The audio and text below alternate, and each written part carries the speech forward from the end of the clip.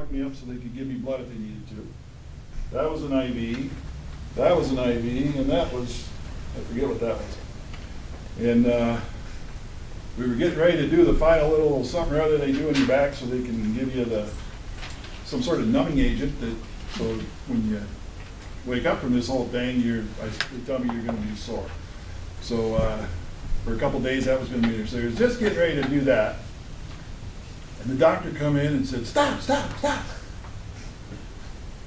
He was examining one of his patients, and the guy started going into a cardiac arrest right there.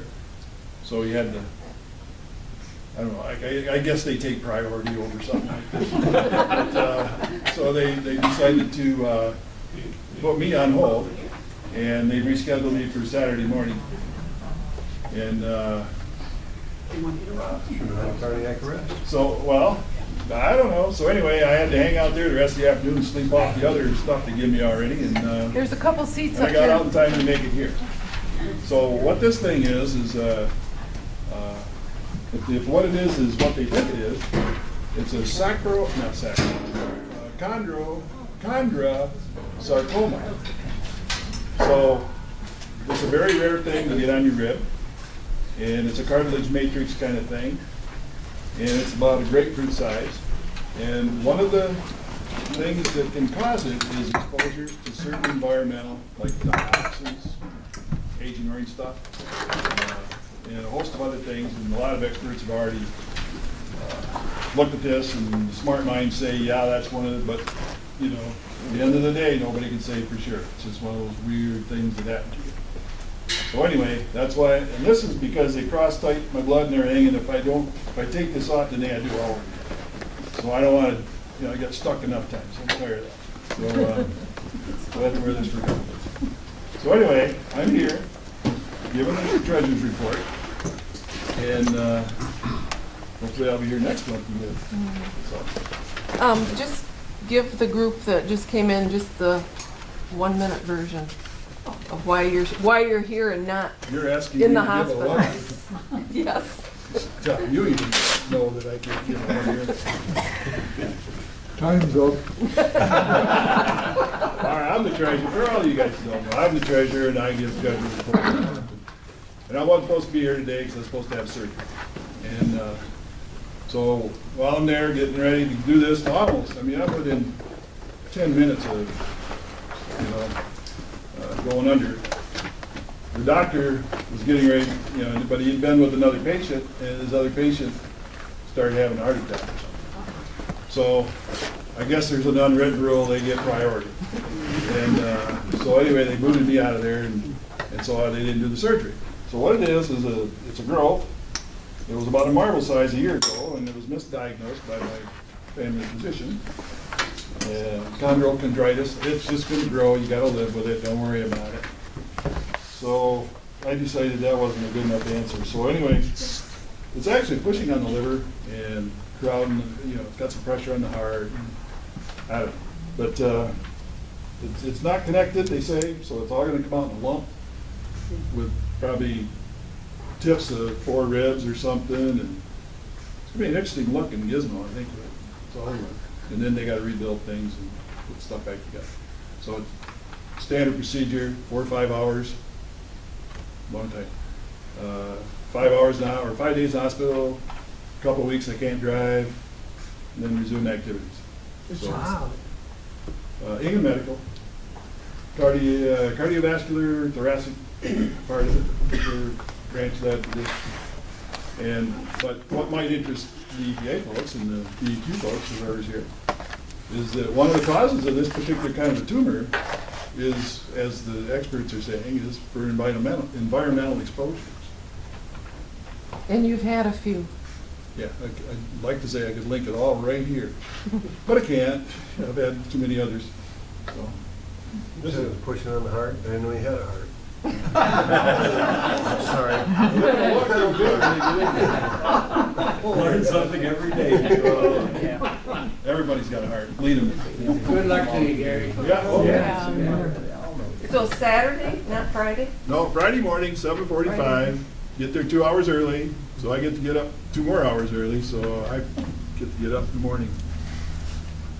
Might never go to bed, who knows? They're gonna keep you? Oh yeah, 5 days, 6 days. Good luck to you, Gary. Yep, thanks. All right, we're going to move the fishing derby that's down in new business up to this point because Sharon Schultz is here, Joe's wife, and she's going to talk to us about it. Want to come up so the camera can get you? No. We got a little bit anyway.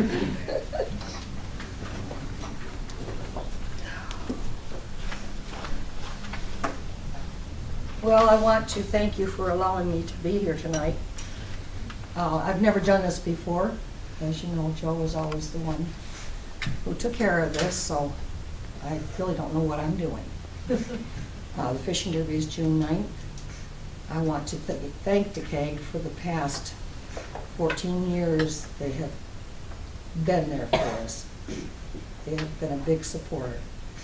And for the last few years, they have supplied us with all of our hot dogs, and I think it's something like 1,000 hot dogs that they cook. Is that right, Bill? Pretty close to it. It takes about an hour to cook them all up. But Doug and I've got a system that we work out, and we sort of work side by side, and one puts them on, one takes them off. And then we have a lineup of people who wrap them. So they're all ready when it's time for the troops to come marching through. And we don't turn anybody away. So it's a free lunch for a lot of people in St. Louis. And surprisingly enough, they wrap them in aluminum foil, and they stay warm quite a while. So you don't have to worry about that. Besides that, hot dogs are always good. They're good cold. And they're Kogels. They're cold. So they have to be good. So anyway, I come here begging tonight to see if the CAG will continue their support and let you know that if you want to see Joe's picture, he's on the billboard out on 46 out by the VFW. Donations are a little bit slow right now, but we'll get there. I know right now we already have 2 bicycles coming from the Masons, and other monies are being promised. We'll get through it. What will happen after this year? I know you're doing it as a memorial for him this year, but then what? It's going to continue just like it is. We changed the name of it. It's the Joe Schultz Annual Free Fishing Derby. January, I went to the City Hall to the first meeting of the year. I got permission to have the derby and sort of got permission to change the name. I was told by a lot of people it was okay, so we didn't really worry about the legalities of it. And that's what shows on the billboard. And there needs to be a correction made if it wasn't made already, but it's also on the city website. And I noticed I was in the Gratiot County Chamber of Commerce, and they have it in their calendar of events also. So, It's a great time. It's a great time for kids. I mean, kids of all ages, anywhere from 5 on up to 50, or even up to 60 and 70. oh yes, we have no age limit on it. And last year Joe tried his darndest to get it to go through the Guinness Book of Records, but they had so many loopholes they wanted to put him through. Mm-hmm. They wanted to take charge of it. And they wanted him to pay for their transportation from London and their staying here and all their food and everything. And they wanted to dictate how it would be done. And Joe politely told them, no, thank you, stay in London. Let's keep it here. But we know it is the biggest free fishing derby, considering that it doesn't cost the participants anything, and there's no age limit. You go on the websites and you won't find another one that has no age limits like that. It's all free. But thank you for letting me be here tonight. Well, Sharon, could I add a couple things to You your certainly can, presentation there Gary. with Gary that? is like my right-hand man. Me Oh. and Joe did so much together.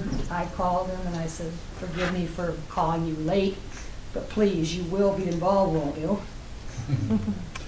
You know, it's been a benefit in many ways, you know, it expresses that, you know, that it is our riparian water source in this county, the river is.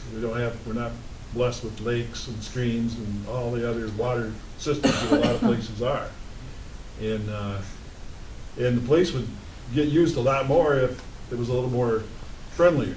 And that's obviously the goal of what we're all about here, trying to make that river clean, keep it clean, get it clean, and all the surrounding contaminated properties, so that the community can maybe continue to grow, put it behind them, get rid of the stigma, get rid of all the nasty toxic town crap, maybe reestablish property values, maybe people will want to actually move into town instead of can't get out of town.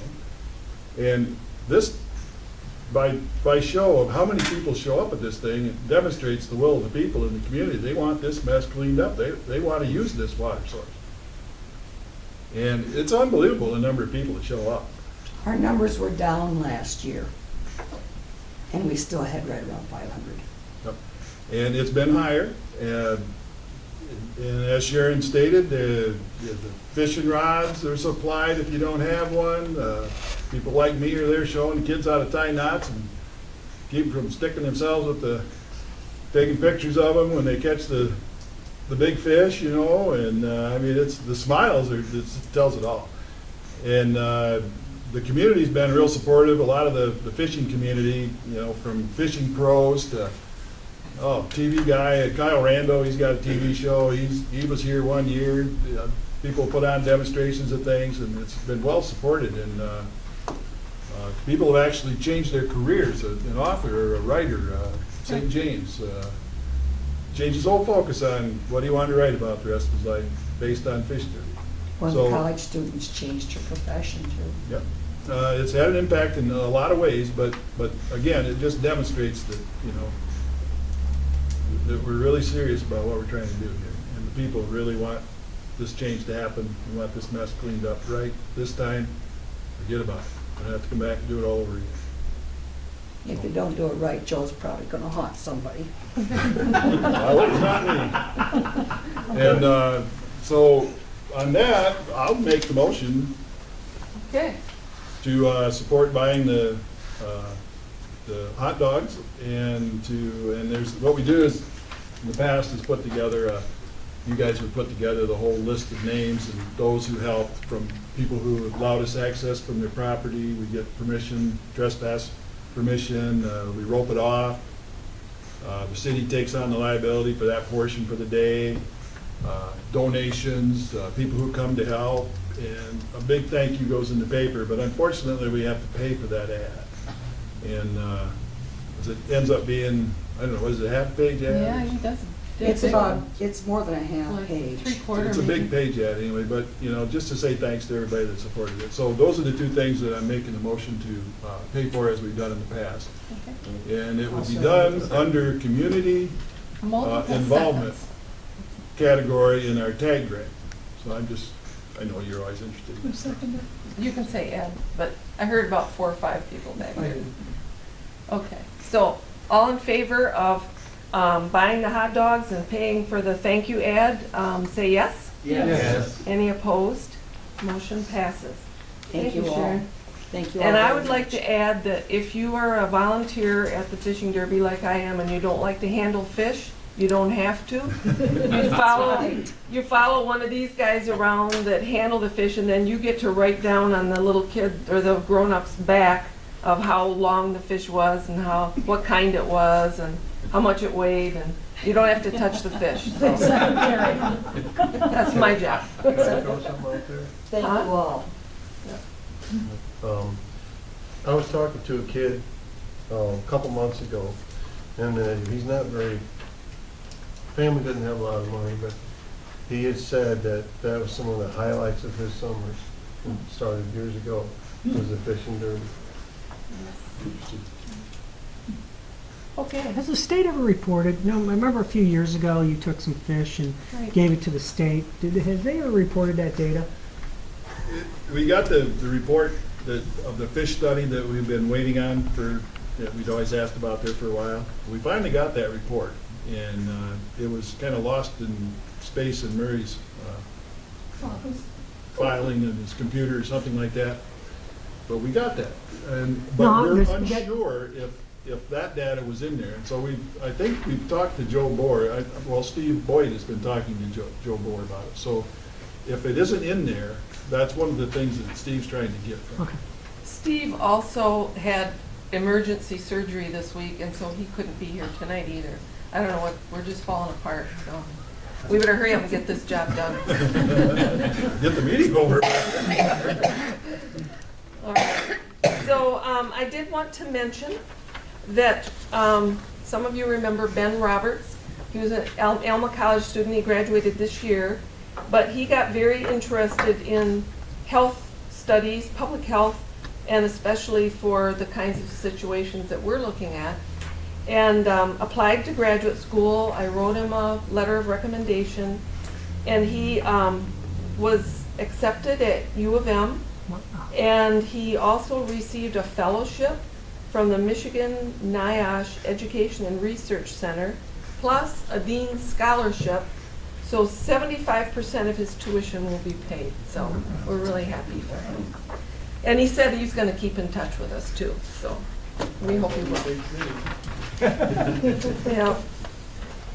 I did want to mention that the community meeting that was held here last month, 2 months ago, March, is now being shown on Channel 99.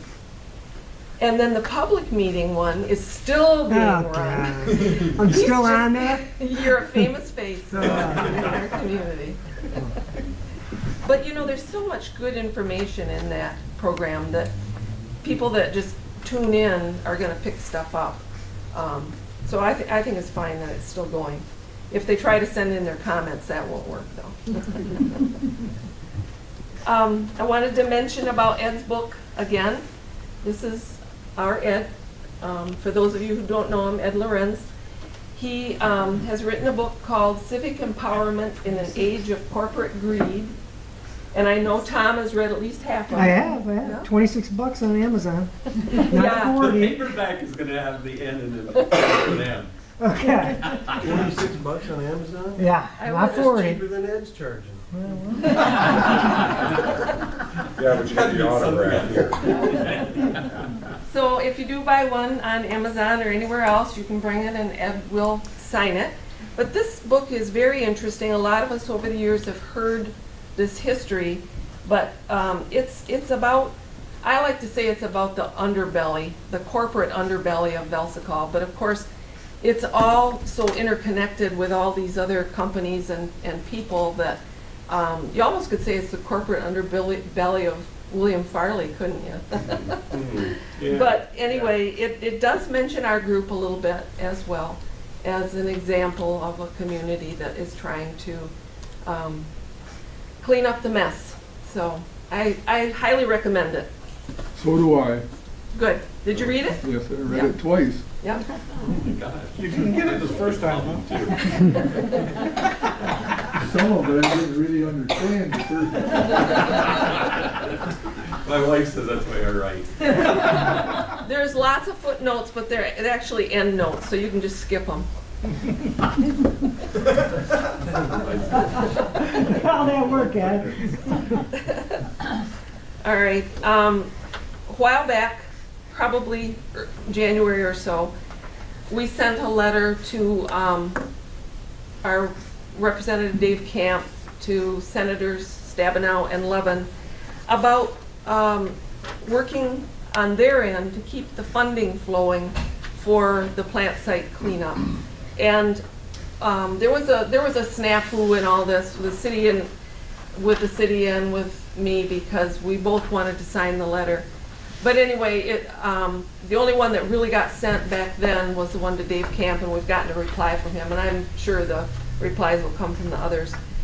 But he does it's just a short little response, but it is specific.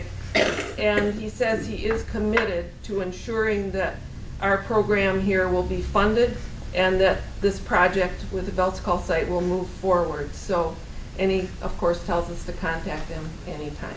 So anyway, we're glad to let them know where we are in the process. And we have received a lot of help from all of our Congress people in the past. Dave Camp was the one back in 2006 when, I believe it was 2006, it could have been 2005, when EPA, the funding for the river remediation was dropped. I think it had been like $5 million a year and it was dropped considerably. And they were only going to be able to do a little portion of it and not the whole big thing that they planned for that construction season.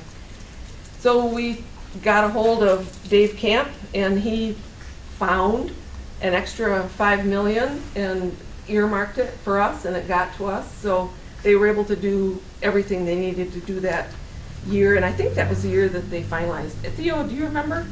I remember that happening on it, but not so much related to the camp. There were times when there was funding was low, and then it got higher around, towards the end of the fiscal year. And, it all worked out. Yep. Yep, we appreciate the help they give us. Okay, now I would like to jump back to the beginning of our agenda because we started a little bit before you guys got here. And I would like to ask Tom to introduce all these new faces to us, You want me please. to come up or? You sure? Sure. I guess we've kind of things are moving forward with the plant site.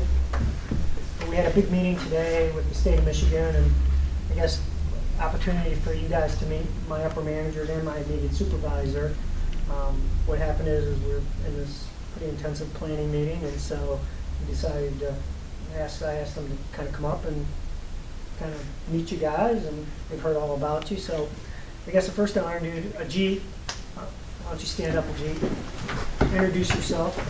My name is Ajit Baidu. I'm a supervisor in Superfund division, top section, and happy to be here. Ajit is we're pretty fortunate. He's pretty new to the Superfund program, but he was in the Great Lakes program and has a lot of experience with sediment cleanups. And he also worked for the Army Corps of Engineers. So as we move forward into OU3 and downriver, I think he's going to be pretty invaluable. Okay, secondly, I introduce Joan Tanaka. Why don't you introduce yourself, Joan? Hi, I'm Joan Tanaka. I'm one of the two program managers in the remedial program in Chicago for Superfund. Hi, Joan. And I manage the program from discovering sites, early part of the program, until we make a remedial action decision. So, and a lot of that is close to happening soon on the plant site operable unit, and has happened in the past already. Yeah, Joan will be in the sign-off chain for signing off on the record of decision. She's one step below Rick Carl, who's our meeting director. Tom, why don't you introduce yourself? My name is Tom Short. I'm the other program manager in Superfund there in Chicago. I become involved in the sites once they sort of get beyond the decision-making process. We move into design construction and post-construction. So a lot of the discussions today we were talking about in terms of planning is how the different components of the project are going to move forward, what are the costs associated with that, how do we best communicate that information to headquarters, as they make decisions on funding the site and how they want to do that or how they may be able to do that over time. It's obviously a costly project. So we spoke about those issues today, and I'll be working with Tom much more often than I had in the past because that site is finally moving into my part of the program. So, I'm happy in a little while, if you have some time, I can speak about how that process works, we'll do sort that. of what discretion we have versus headquarters, and happy to answer your questions at that point. Okay. Yeah, so Tom, really, I call him the money guy. As I said, we will be working pretty close together. He's, as I told you over the years about funding, and he's actually on EPA's prioritization panel, and we'll talk more about that today. So I think it's kind of a good opportunity for you to ask some questions. And you want me to give a little bit of update now, or you want me to No, wait? I have you later, if you Okay, don't mind. no problem.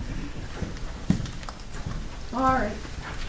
Now, our first program is about ideas for informational signs for the plant site. As you all know, nobody in this community likes the fact that there's a tombstone on the site warning people away. We would like to have something that's a little bit more of a positive attitude, a little more about potential for life, and rather than a tombstone that symbolizes death. So that's where we are with that. And I've invited tonight Dennis Pulaski to come from the Chippewa Nature Center to just to kind of get the wheels rolling of what we might think about in terms of signage. So. Thanks for the invitation, Jean. Nice to be here. And it seems like in the last, I've been at Chippewa Nature Center 15 years, right where the Pine River and Chippewa River come together downstream here. So Jane and I are serve on a committee further upstream on the Pine, right?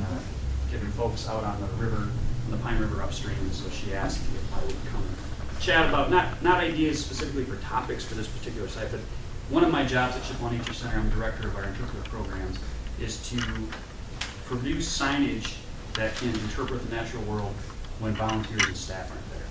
So it's really what one of my jobs is.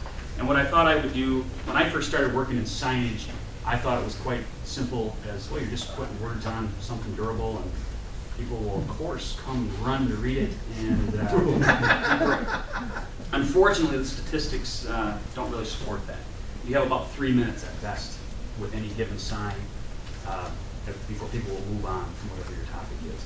And so one of the things that I wanted to do, I was going to do a PowerPoint, but then I decided, you know what, I'm going to make this slide in, just like a PowerPoint, right, up here. But these are rough sizes of some of the interpretive signage that we've done.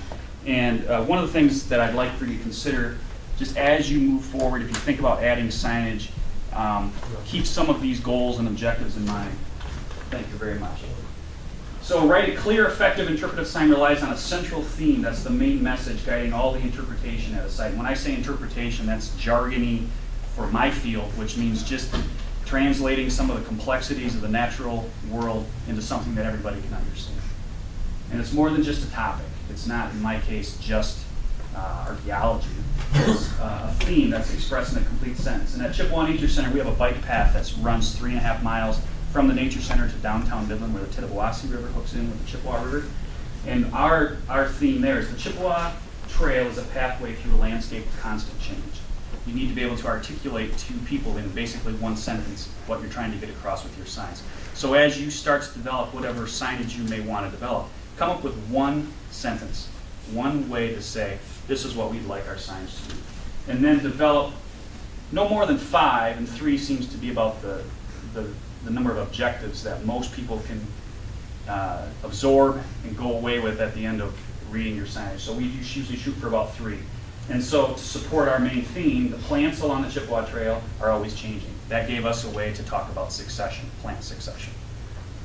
Human activities have changed the landscape along the Chippewa Trail. What would be an example of a human activity that might have changed the landscape, positively or negatively? In our neck of the woods, it's lumber would have been a big one that would have done that. Agriculture would have done that as well. And then floods have impacted the people, plants, and animals along the Chippewa Trail. So if we go to the next sign, this is one of the signs from that. We'll move this a little bit closer. And I have a handout that I can get to. You have a title. Usually you try to shoot for someone to get your main message first in 3 seconds. And then if someone's really committed, they'll give you 30 more seconds. And if someone's really, really committed, they'll give you that total 3 minutes. So in this case, we were trying to interpret urban wildlife in a particular area. So we had a catchy title that we hope people would say, I wonder what that's really about. Must be about animals born to be wild, okay? And what do you consider wildlife? Would you consider a raccoon discovering your trash wildlife? What about the deer that nibbles off your flowers? And so who are some of your urban animals and neighbors, and why do they thrive? And then try to have some kind of action step. Hey, can you plant native plants in your backyard? So that's, I think, kind of getting at some of your goals of having, perhaps a positive story that you can put on. I mentioned some of this. Why use signs? They're a great way to provide meaning to a site. The message is always ready to be delivered, even when a staff or volunteer is not around. And I think this is really important. In your case, signs provide years of communication of information that's been carefully selected and confirmed as accurate. Unfortunately, it can be hard to communicate complicated and detailed information through signs. And many times visitors will ignore a sign that's overly technical, too detailed, or too long. This is an example of one of our interpretive signs at the human-made wetlands at our center. It's a great story. If you don't know that story, that was a mitigated wetland, you could drive past it and not know it, but we can interpret it through a sign when we don't have a staff person there all the time. Please read my sign. As you start developing your story, there's steps that you can make it to try and get people to read your sign. The first step is to keep your blocks of text short. Try and write paragraphs that are no more than 50 words. This one is 49 words long. Okay? It's best if you don't exceed a total of 150 words on any sign. And I get back to that message pyramid. That's the 3-second part. That's the 30-second part. And the really committed, again, will give you the whole 3 minutes. Make sure your sign's easy to read. Anybody read that? People won't read it if the words are too small. And text written in all caps takes 14% longer to read and takes more space, and it's much harder to process. So despite thinking that if I write in all bold, it must be really important, it's really hard to read. And I've noticed that a lot of road signs now are starting to go sentence cap. They said they were doing that for people that were of a certain age, but apparently it's for all ages. It does help. It's easier to read, yeah. This paragraph's 57 words long, and this should actually be, I'd like to say it was intentional way for me to say, make sure you proofread your work, but this whole block of text is 166 words long. That's a pile of words for an interpretive sign, and there's not a lot of content there. So keep that in mind. Use graphics. We wanted to talk about flooding. I'm sure there are images that you have available, perhaps, that you could integrate into your signage. So we want to talk about flooding. We have the 3-second. Rising river blues running by my door. Rising water floods out the 4th Ward, which is a community in Midland. Did you know that you're standing in the middle of a once thriving neighborhood? I don't have to say flood when I have a picture that shows folks in front of a canoe on the front porch.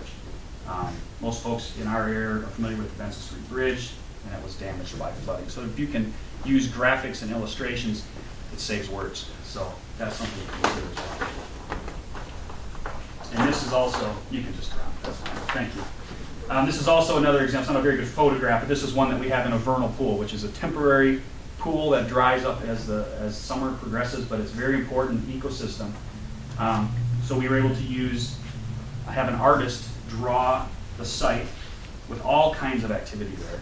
By using graphics, we could illustrate something that only happens for maybe 4 weeks out of the year, but you could come there in December and see activity, what that site might have been like at different times. So again, we don't have to say vernal pools are teeming with life. We have an image that shows that vernal pools are teeming with life. So I brought in a handful of different kinds of materials for you to think about, because that can really be overwhelming. One of the most common materials is silk screen material. It's very durable. This is just 2-color words, literally silk screened onto an aluminum sign. It's pretty average looking, but it's durable. It's not terribly expensive. Very hard to do graphics this way unless it's one of the colors or a line drawn. But we use them a lot for prohibition signs or just something really durable material. I reused the back side of one of these sign blanks, and by using pressure-sensitive vinyl, I can print in full color. It's got a UV overlam on top of it because Michigan's really tough for signs. Freeze and thaw, wind, sun. So it can be really hard to keep signs in good shape. But this sign, we use this for temporary stuff.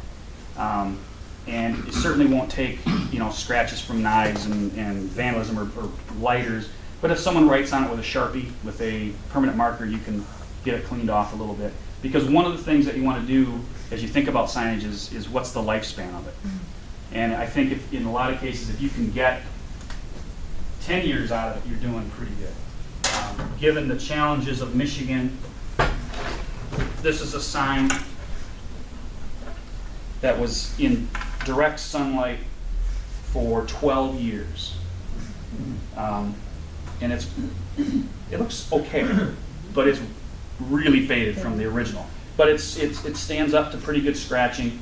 But eventually your message gets lost if you don't build in some kind of way to maintain it down the road, or else have plans available where you can So what's the swap it out. material? This is a product called Folia, and Folia. Too simple. Yeah, it shouldn't be that simple, should it? But once you have the graphics, it's produced in a really heavy, durable material, and then we mount it on basically 4x4 recycled plastic, and it stood the test of 12 years. Just replaced this particular sign. Another really common sign material, any boat builders, fiberglass. This is a fiberglass embedded graphic. This one was only out 4 years. And we tried to salvage it by putting an automotive finish over top of it as well. This sign was on a stiffer backing material with aluminum frame. And so that one has not held up quite as well. And when you start, nothing turns me up more than a sign I can't read. And so, if you have an important message you're trying to tell, I think trying to get good UV stable materials that can handle freeze and thaw, and then someone who can at least periodically take a walk past it and make sure it looks okay, make sure it's not overly dusty, make sure the birds haven't roosted on it, and do what birds do when they roost on things, just to try and keep stuff clean. This sign, can I ask you to hold that up? Sure. That sign is being, this is the new material. That's the difference in the fade. This is a different sign a little bit further down the trail, but you can see this is a material called iZone, and it's got, I think, a 10-year UV warranty on it not to fade. It won't take someone hitting with a hammer and stuff like that, but it's really pretty good material, and it stays, good colors, good illustrations, and again, we tried to follow that 3-30-3 rule. 3 seconds, 30 seconds, and then another 3 minutes to get the full message for a particular area. And what will you mount that on? This will get mounted on a base. In fact, I had to pull that out of our facilities guys' hands today because it had been in my office for quite a while, and they were going to mount it today. It goes in a base like this, an aluminum frame, and then it's glued onto that and then sealed around the edges. This is down the road a little ways too, getting the actual materials around that you're going to use. One of the things, if you decide that you don't want to use graphics and you just want to use text, this is a great material. It's called Polycarv, Polycarv, and it's essentially like an Oreo cookie, except this beige color is the white creamy filling. And so you router through the cookie portion, and that gives you the contrast to show the lettering. This stuff is really incredibly UV stable. You can do very, very simple line drawings with it. It's routered in, and a lot of local sign shops use it. So that's an option too if you're just looking for, a little bit good a lot of information and not a lot of graphic investment. So what information do you have on? This particular one I took out of an exhibit we had that's a thank you for funders who gave us money for a particular exhibit for the Midland Area Community Foundation, but we use it at our Homestead Farm area. It's screwed on to, for example, the animal paddock. It just explains what animals are in there and what their story was and how it relates to 1870. So we use it for usually short 50-word or 60-word block texts. But you can router it, it can be shaped. So if there was a particular iconic silhouette you were trying to work with, you could do that with this. As far as production of this stuff, it's expensive. Signage, it can be expensive. Stuff like this, it's been a little while since I've worked with this, but this tended to be around $25 or $30 a square foot to make, which made it really exciting to us because that's pretty affordable from a signage standpoint. And we would produce the sign text blocks in-house. We're not looking at a lot of graphic work. Compared to a sign like this, to which even we had the files, we had all the production files that were produced to get it printed and made. It is about $400 or $500 for a sign like this. So they can be very expensive, and that does not include, if you decided to work with an outside source to help design the signs, lay them out, and produce them. And there's a benefit to that, I think, sometimes to help with graphics and things like that. So for those who are interested, I've got a simplification of these slides I had that just kind of lays stuff out. There's also an example of the 333 rule in there. And I just want to check one thing. On the back, on the very back page, there's a real simple, very simple little process you can go through for writing your theme, which essentially, yeah, that'd be great. Essentially, generally, where it says program, in your case, just say sign. Generally, my sign is about what? So that's your topic. Specifically, I want my audience to know that, and that's where you narrow it down, and then put your theme stated in a complete sentence. There's an example for that. But that really does help focus the flow of your ideas for a particular sign. And then I also added 3 references, and I brought 2 of them with me to show. There's a book, Signs, Trails, and Wayside Exhibits, Connecting People and Places, which is an excellent book. It also gives you a really good overview of all the different kinds of materials that are available, from routed wood to sandblasted signs, aluminum signs, because it can be overwhelming, I think, when you just get trying to produce a handful of signs. What are the best options? And sticker shock really is. I would just get used to adding a 0 or 2 to things. So that I find that to be an excellent, and there's the full bibliographic information. And then interpretation by design. If you're not a graphic designer, I'm not a graphic designer, but if you dabble in it, this is a good book for kind of the least you need to know from a layout and design standpoint, which I think can help make sense of your story. But if I could leave you with if you have questions, I'd be happy to try and answer them. But if I would say find your story. It's obvious you have tons of great material at your disposal for what your story might be. In fact, whittling down is going to be the hardest part. But find the story you want to tell. I then usually. I'm Emily, and I'm a college student at Alma, and we just had a class recently with Dr. Lorenz, and it's a public affairs class dealing with, our class ended up dealing mostly with the environment and civil action. So we did end up focusing on this project, and we realized, looking around the rooms at these meetings, we wanted to try to bring in younger generations, because they'll be the ones carrying on after, as this project continues on into the future, 50, 100 years. So we know that college students come here a lot, and you probably won't see them here now just because school just ended, but we went to the St. Louis High School, and we kind of brought a presentation kind of planned around different angles, and we were trying to be more subtle in what we were trying to do, but basically we're trying to encourage these kids to become outraged about the situation and decide to take action because of that. And us as college students learning about this activity, obviously we're outraged. We're trying to make a change and continue this project, but it seems like the high school students and the younger generations really have no interest. So we did it kind of in a roundabout way, not just saying, why aren't you going to these meetings? We don't want to condemn them for not taking action, but rather encourage them to take action. So we split up into 4 groups. We talked about actually the Superfund task force in one group, talking about the history of Velsicle and the chemical company and what the task force is doing now.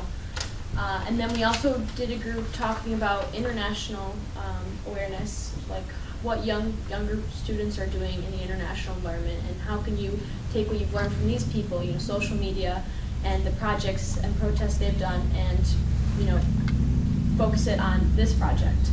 And then we also had a group talking about, actually they kind of did a science experiment with some of the students about what would you do, or how do you think that this plan that they have is working, or what would you do differently?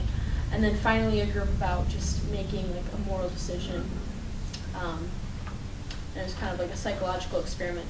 And actually the main focus of the project was, taking action. How can we encourage these kids to take action? And all of these projects were meant to kind of facilitate that more subtly. And in the end, we're not sure how completely effective we were, because high school students are generally they're generally only worried about things high school students are worried about. But we think we were pretty successful in informing them of the situation and kind of how they can get involved. And I'm hoping that it'll have effects in the future. And we're going to try to continue doing this each year, kind of an annual thing, going back to the high school and trying to just make this really involved so we can bring the high school students in. And then I know we were talking about at dinner the principal and trying to get more activities facilitated in the high school. And so that was basically an overview of what we did, but it was essentially just a presentation trying to get the younger generations involved.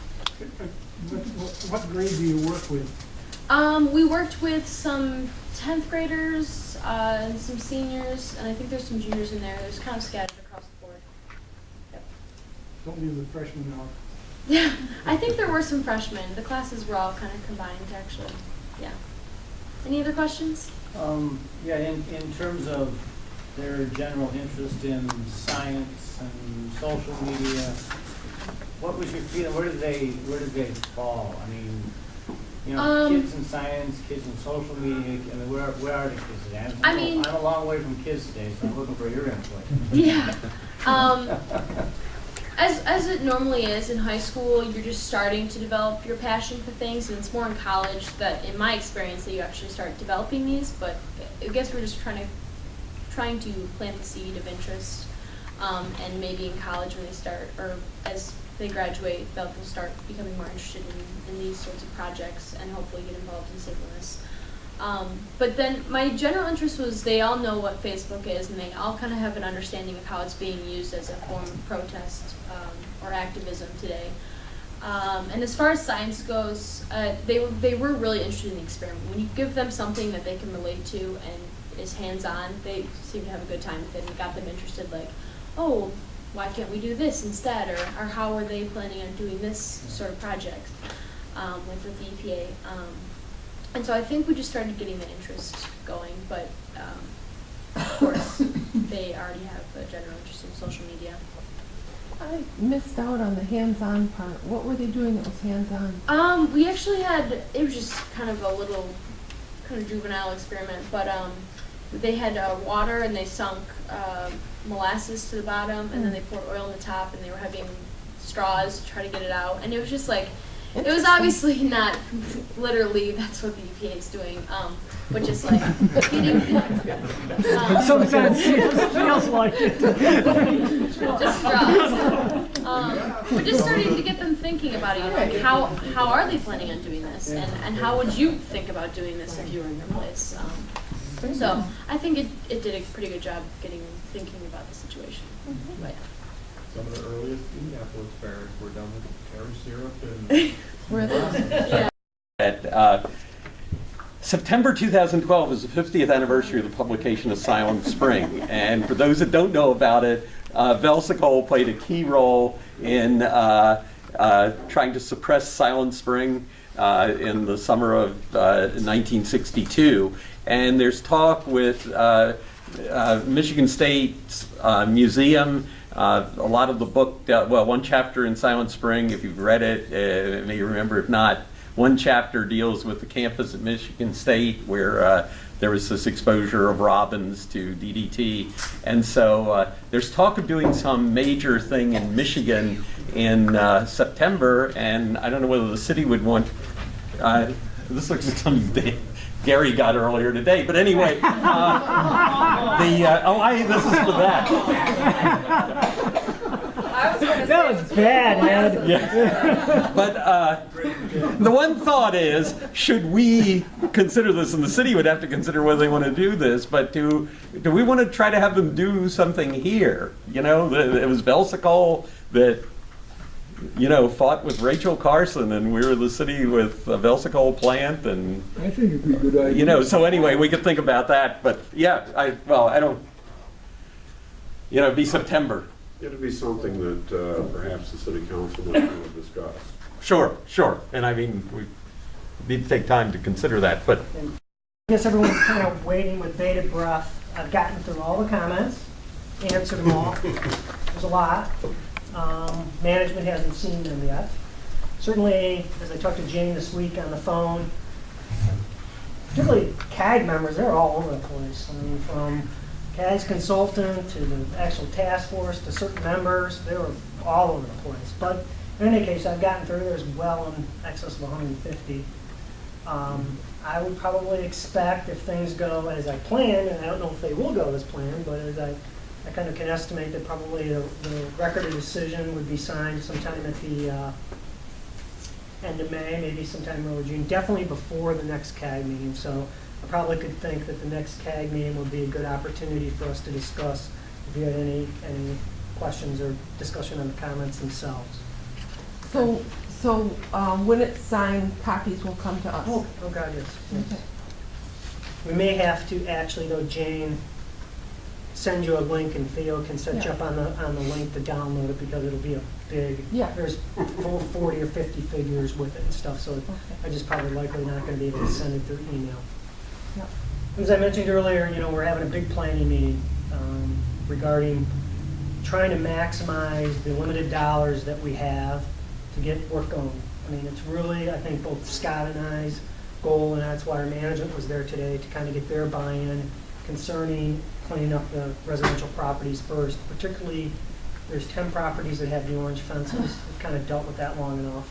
So we want to try to get those addressed this summer, probably fall. In the meantime, do some additional sampling. And we'll talk maybe at the next meeting on some approaches that we're going to be taking for some of the sampling and the future. But I really doubt that we're going to be able to, depending upon what the sample results show, additional sampling, as you know, I'm going to need to do some additional characterization sampling in the neighborhood area. And depending upon what that shows, you know, I may be done, I may not be done, I don't expect to be done. So I would expect the cleanup probably go into next year, but we won't be able to do it in the winter because we have to, you know, reseed people's yards and put sod in or restore properties, and we're just not going to do that in the winter. So that's kind of gives you a general idea what the first things that are on our plate right now, and particularly, you know, we've already had discussions, as I told you at the last meeting, with Bob regarding the well field. As soon as the record of decision signed, he hits the ground running. He has to submit to us invoices. Well, Scott and I, or EPA, I don't want to say me, but EPA and the state review those invoices and pay up to $6 million initially. So in any case, that's going to be hitting the ground running. So those are a couple things that will be happening ASAP, okay? He has to submit invoices both to EPA and the state. Yeah, we have to both look at those. Okay. It's in the agreement. Right. You know, it's in the agreement, and I'm trying to remember off the top of my head. Bob actually had to remind me. But in any case, there's a whole procedure in place in that bankruptcy settlement that allows us to review the invoices and reimburse their costs. Another thing that you could probably expect, and I don't know if there'll be too much happening this summer, we hope to, but we're going to have to see how things go, is starting the pre-design work on the plant site. You have to understand we have about $10 million, $10 to $12 million left in the bankruptcy trust after we pay Bob his $6 million, so we have to set that aside. Jay's going to need a little bit of money to keep, you know, for mowing the grass, paying taxes, things of that nature, not a lot. He's never mowed the grass. Yeah, he has. He claims he has, but anyway, at least Heidloff has. No, he hasn't. But, well, we can talk to him about that if you'd like. So we've talked to him about it. He told us it's too expensive. So. Okay. Well, and anyways, I won't go there. The thing is that we are talking with the state about how to divide up the trust. And I think one of the things that we're looking at is to try to use the trust money, particularly for the design, and we'll talk a little bit more about that at the next meeting because we'll have a lot more information available. But we want to get the design going because the design is funded out of a separate budget that's tight, just like the, Only thing you're gonna do this year, and that's it. no, Okay. I didn't, guess I wasn't clear. Well, I just It's want to the make 10 sure what you said. properties that have the orange fences. Those properties are gonna be the focus first. Those orange fenced areas, right now, are the only areas that are gonna be excavated because we've not sampled the remaining areas on those 10 properties in a way that both EPA and the state would find acceptable to determine if that property is contaminated. So you could see other locations on those 10 properties being excavated. Because we're so far into the construction season right now, if this was like January, I may be saying things different to you right now. Mhm. But I'm looking to a point of trying to address the most problematic areas there immediately. And that's just how, initially I would want to come in and do the whole thing. I mean, it's cheaper for us in terms of mobilization, things like that, but I just can't do it. I mean, I don't know what these other properties, because we feel that additional characterization needs to be done in that area. And we're going to certainly talk to you about all the sampling here in the near future. We've not laid it out yet. I'm just being honest with you, Gary, we've not. But in terms of trying to phase this project so we can get those areas dealt with first is the best approach we can. Because we have to restore the properties after it's excavated. So we could end up dealing with those 10 properties and that one area of the fence along the plant site area this year. But I do not anticipate us being able to deal with other properties, which the sampling we hope to do at these other properties outside the 10 this year. Okay, now I may get the sampling back and it's not a problem. I don't know, I can't predict it, but I'm just telling you that based on what I think is gonna happen is that's what you're gonna see this year. Well, so the footprint of an orange fence, for example, if you just stay with that footprint, the idea that we've been presented with all along was is you were gonna sample out until you got good. Now, is that something No. you're gonna do with? He's so- already sampled out with that, okay? Okay, so you already guys done are that. happy with that? Yeah, but I'm not happy with how he characterized that property itself. We do things differently at thousands of properties across the country. We've done a different approach in which we do a front yard, a backyard, and sometimes, depending upon the size of the property, a side yard. And then you take that sample data from that front yard. We will not include the cleanup area in our sampling, okay? And if it comes, let's say you have 0 to 6 inches, and that exceeds the PDB cleanup criteria in that front yard, the entire front yard goes, okay? And then, of course, it's restored. We have a design, and one of the really important things that we need to do here is do the community outreach with these people, because we're going to could be possibly tearing up their front yard and backyard, and we restore their property, we give them, new bushes and things like that. So if we could have a comparison, you said how EPA does it. Mhm. How does MDEQ do it? They do it the same way. Well, Okay, then where's the argument? Yeah. There is no argument now. The DEQ has come up with a new type of sampling approach that's more consistent with our approach. Okay, and Scott can all talk about that next. Scott normally just does a random, discrete sample, takes a sample, and then if that one sample's clean, that property's clean. We don't do it that way. Okay, we normally take a front yard and do a series of 5 increments, or 5 composites, and that, you mix it into one, and that represents the entire front yard. Okay, and so what happens is, if that concentration is greater than the cleanup criteria, we take the whole front yard off, okay, based on the depth. Well, when you mix samples, you could have one sample from an area that would have another orange fence on it if we were still doing that, and then have 4 other samples that are clean, so then it would just reduce that concentrated area down to nothing. Because you're looking at it, Jane, from a perspective of risk and the person living, like that's I know, but yeah. I don't like that whole Well, thing. that's so kind of how we've done it at thousands and thousands of properties, I know, but Jane. I And it makes more have a sense real from a problem with perspective, instead of trying to do a discrete sample at one location that doesn't represent that piece of property. Well, And that's why we break it up into a that's front why yard. I'm saying, if you sampled in one area, and it was really, really high there in DDT, but then you sampled in 4 others, and there was nothing, and you mix it all together, that reduces the concentration in your big sample then. No. And that means that place that should have had an orange fence isn't gonna get cleaned up. But the person, from a risk standpoint, Jane, the person would not be located in this one discrete location A for robin 70 years. Well, we're gonna talk about eco in terms of that too, okay? And your eco is a bigger area than just the quarter, it's like more than a quarter acre. So, and that's why we break it up into a separate backyard, side yard, and front yard, because we can look at that and then decide if the front yard is dirty, that goes. If the backyard's clean, that doesn't go. If they're both dirty, they both go.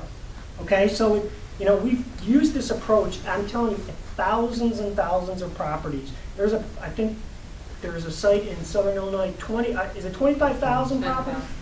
How many? 10,000 properties. 10,000 properties. It's in Indiana. Right, so, this approach, and the state agrees with this, we'll talk more about it, we're gonna work with you. Well, I must just not be understanding you then, because it sounds like you just said 2 different things. This is important.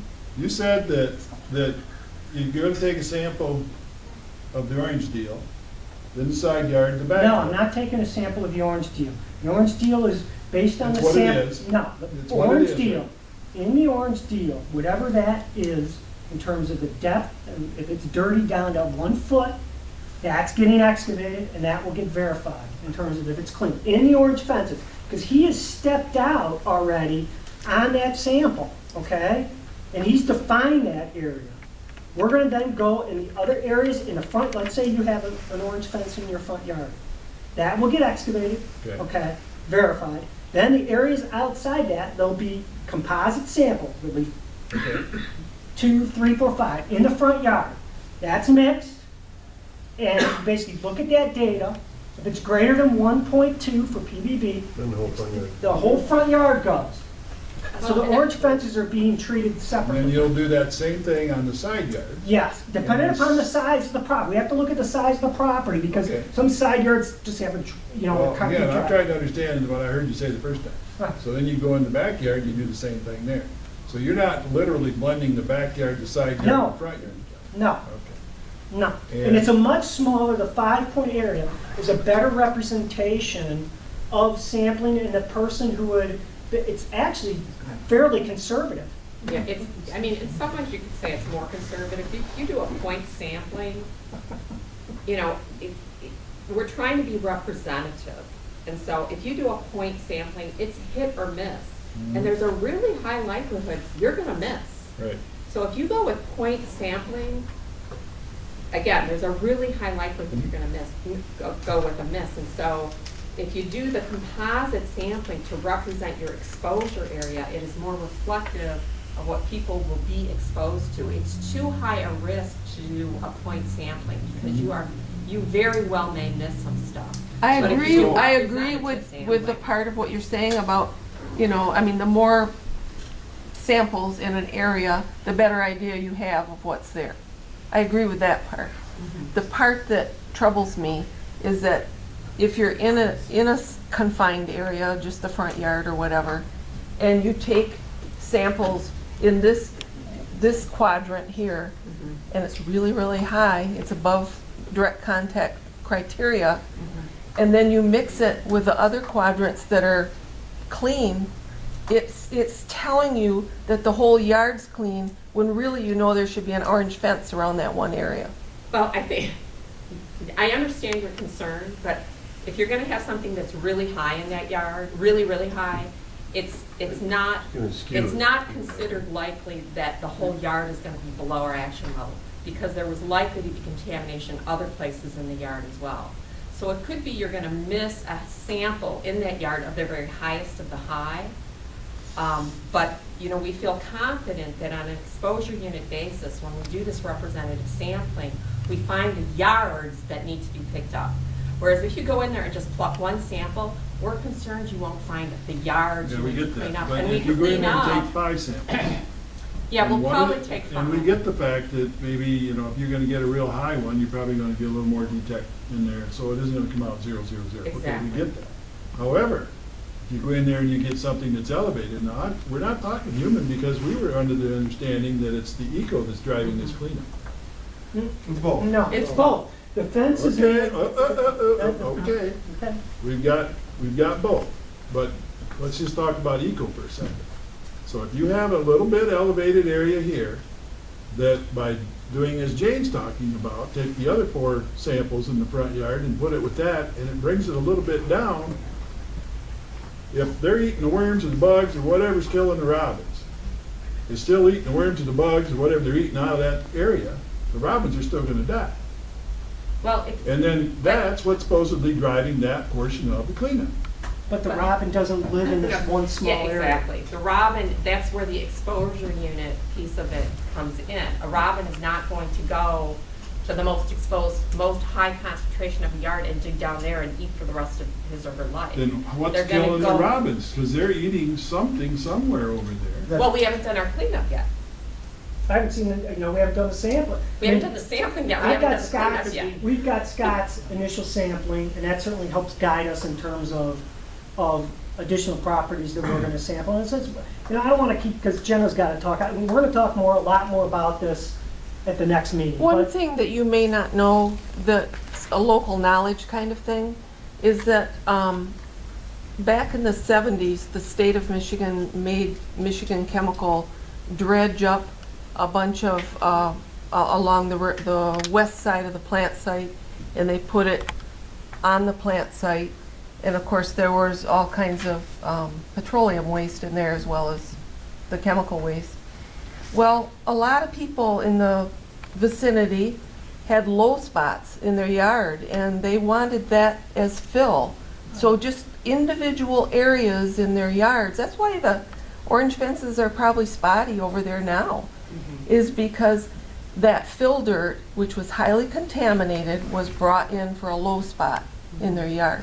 So I don't know if you knew that, but that's another reason why I think it's important, if you find a place that's above direct criteria in your sampling, that place should be treated like the orange fence places and excavate that while you're It there. almost doesn't matter. In fact, that would be an argument for doing a broad-based composite approach where you've got several samples in this yard, in this yard, in this yard. It almost doesn't matter the provenance or where that stuff came from. We got to be able to find it. Right. And we got to be able to characterize the risk that it represents appropriately. So if that spot was high in PBD because it was filled or because of aerial deposition or whatever the mechanism by which it came to be there, is less important than our ability to detect where it represents risk. And so that's what we're trying to accomplish. That's something you could ask the people that live there.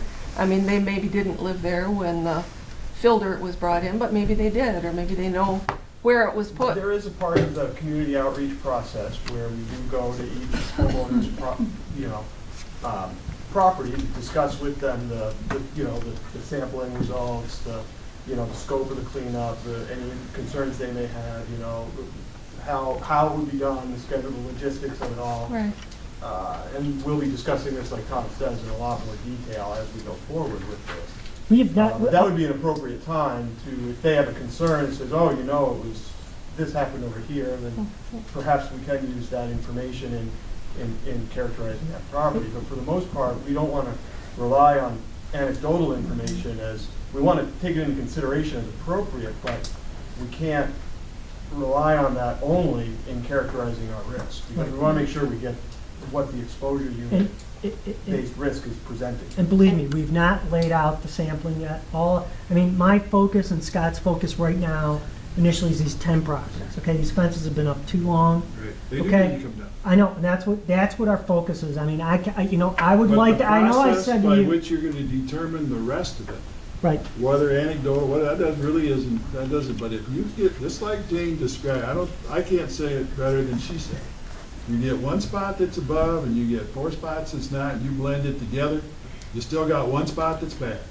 I Well, don't care what you say, the dilution is not the solution. It's not dilution, Period. Gary. It's not dilution. Not- Mathematically it is. No, Well, you- no, it's not. It's about representing, Exposure versus direct contact. well, and the direct contact is important to consider, because like Tom says, you don't spend all your time on the one spot. So it's not appropriate to, dilute, if you will, samples with, for example, clean soil from somewhere else. But it's equally inappropriate to not represent the full extent of that exposure. It's important to recognize that even the direct contact number upon which those fenced off areas are based, because there was a sample there that exceeded the Part 201 direct contact criteria, even those numbers themselves are based on a quarter acre Right. exposure area, so they really don't represent adequately, those fences, that is, don't represent adequately the risk to which those people are exposed. And I think what I'm gonna do is, I'll bring, you remember Keith Fazinski? The risk guy, will come up again, maybe I'll see if he can come up the next meeting, or for sure in the July meeting, see what his schedule's like, and we'll talk about this. I mean, I did it before, remember with Milt, Clark, and we'll talk about it, because I think it's important for you to understand the exposure unit and how that actual number is calculated. The 1.2 parts per million, how that's calculated, what is behind those assumptions that gets that number, okay? Because it is important how it's calculated, and it may help you understand our approach, because we're not here trying to dilute the sample, Gary. We're just not, and believe it, we're not. All we're trying to do is get a representation of that exposure unit, for example, a front yard, and make a decision off that in terms of people being exposed, for children for 7 years, adults for 70 years, okay? And so I think it will help if we can get, the risk people here again, and just talk about how these numbers are actually calculated, and what goes into calculating these numbers. They're not taken out of the air, and certainly there's a lot of uncertainty in it, and that's why there's conservative calculations, because of the risk and the unknowns with some of these chemicals. So, but there's conservative assumptions built in. I'm not a risk assessor. I'm not very good at it, but I know you saw when Milt came and Keith came last time. I think it was really successful, and let's plan that. So then we would have something already written up about this that explains how the numbers are derived. Yes, it's in Part 201. There is a whole section. On our particular site that you've already sampled, let's just get to what we're worried about. We're worried about what's going on in the community. So Theo said something interesting, that the basis of the fenced-in area was done based on a quarter acre. Well, can we see the math behind all of that and that whole Sure. thing? Yeah. Part Do we 201. have that already? I don't know if you have it, but it's. Is it in the RI? It's in the, well, It's in the regulations. it's in the That's- regulations. It's in the It's in administrative how rules. those You tables. guys plug numbers into it. You guys, No, whoever it's not- it's whoever not you that we guys plug are numbers that in. made the decision that that's a bad spot based No, on the evaluation that you gave it, where is that data? Yeah, that's in the RI. The state of Michigan made the decision that because those exceed the Part 201 criteria, that it needs to be fenced off. And Okay, so forget that's- the that's 201 fine. thing. I want to know how you got the number you got inside that orange fence and where is it written down? I didn't get the number. Well, whoever got it, come on. Well, Just looking and for information here. Does anybody have Gary, the it's answer? in the RI. regulation. It's in the RI. It's at the number that The how that. regulation is going to tell me how to figure it out. I want to know the numbers you used to figure out the number you ended up with. Gary, the algorithms with the proper assumptions, they're not all, You're they're blowing me in the up, RI. man. You're not answering the question. Gary, I'm trying my best to answer your question. The numbers that support the algorithms and the numerical inputs are not all site-specific. They are scientifically based on the literature that's available to determine what those risk assumptions are. And those numbers are in the administrative rules upon which Part 201 is based. How did they come up with the 1.2? We also have site-specific data that, for concentrations, that is also plugged in, is also compared against the criteria that are tabulated in the Part 201 And tables. aren't those in the And RI? those are in the RI. Right. Exactly. So you have two sources of information that you need to get to. It's not, I can't just say, go here and you'll find all your answers. It's a process by which you need to understand the algorithms upon which the Part 201 number is based, so that you can make an appropriate comparison based on the site-specific data. So you have two sources of information to use. And, you know, not that I really want to get into this any deeper, but I think the people who develop these sampling plans and how to sample and get representativeness, they rely on statistics and they rely on reducing uncertainty about finding where we need to clean up. And that's why they design the sampling plans the way they do. And if you get somebody in here and they show you when you sample that way, you are very, very, very, very likely to identify your problems. When you sample the other way, you're not. And that's why we sample the way we are proposing these samples. So it's not just figuring out what the risk is, but it's also statisticians that talk about reducing the risk in identifying problems. And to do a point sample and hope you find it by stepping out all the time is not the best way. It's not the scientifically sound, statistically rigorous way of identifying your problems. That's why we do it differently. Not because we want to dilute the problem and run away from it. It's actually because it's the better way to identify your problems. And you can get a statistician in here that would tell you about that. And so that's why we do it that way. We're not trying to dilute. We're trying to reduce uncertainty with identifying the problem. But I really value the fact that you understand all this and that Theo does algorithms and all that. I do. And I hope you will understand that for common sense people, Sure. it makes sense to, if you find something, see how far it goes. Sure.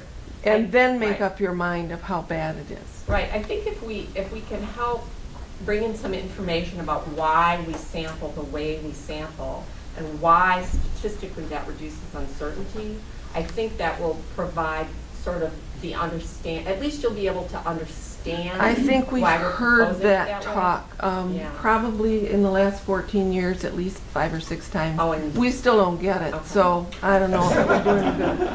Well, if you leave the impression to anybody else outside of the circle of people that understand what you just talked about, that this place is still not cleaned up, it's gonna still have the same problems it's always had. It's not cleaned up and nobody's gonna wanna live here and nobody's property values are gonna come up and it's just gonna be not good. Toxic Town, USA. So if you leave that impression, There's an important distinction to make. that's what's gonna happen. We're verging on two different and very distinct issues here. There is, what EPA can and needs to do to perform a remedial action that's protective of human health and the environment, that is geared to mitigating the risks that are presented by the site. That's what EPA is mandated to do. The way people view a community is beyond the control of EPA, and EPA can do everything that they need to do to be protective of human health and the environment. People need to understand that there's more to a community than just what's done for a cleanup.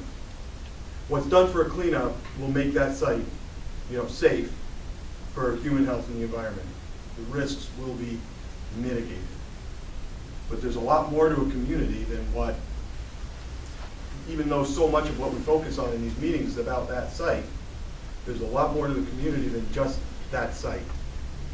Understood, but if your house is over there in the AMP, well, if you're talking you're about, gonna have a different position on that. if you're talking about a specific house, I'm talking about the AMP property, when not the other EPA places. does a cleanup, the data are provided back to the individual owner, and they have a basis then for demonstrating that their property is clean and safe. They're gonna get a letter.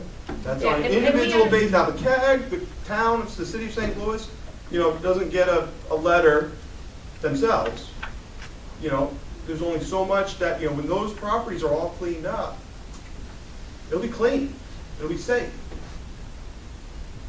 But that's not to say that, you know, you could walk outside and get hit by a bus and not be safe. I mean, there's a lot more to the understanding of what constitutes safe than just what EPA can do in the community. Well, and Let me ask you a understand. question. You keep talking about personal contact, whether it's safe for little kids to play in it or something. Is a lifetime of exposure, is that in your algorithms? Yeah, Yeah. Yeah. 70 years, I think. 70 years. Well, that ain't nothing. I knew you were gonna say that. I saw it coming. And it, you 70 know, years with safety factors for uncertainty. there are, yeah. Well, I've outlived your 70 We've years. got Good for count you. for uncertainty. And if it was your case, we wouldn't do anything then. You know, Well, I have I a, think this personal exposure stuff is all right, except in terms of long-term. And I don't think you may have a theory about it, but I don't think you got proof that over a lifetime. or Well, we do half our of- best. You know, the part 201, you're right. There's not. Let's there's- stop. There's Let's not a stop. certainty that you're gonna get with the statistical basis of the equations. You're always dealing with some level of uncertainty. And what Joan's expressing too is that we're trying to minimize that uncertainty to make sure that we're being protective of the exposure pathways that are presenting risk to people. Okay, Well, one and- more. I saw one hand back here. We'll finish up. I gotta- Oh, and then that one, because I I know he's been up for hours. perhaps, I mean, I'm not suggesting that you do this, just something to think about. Depending on how your sample results come out in these residential areas, if you do find something that is above direct contact and it's extremely high, perhaps you don't want to composite that. You might actually think as to why. You know, do some interpretation, not just compositing.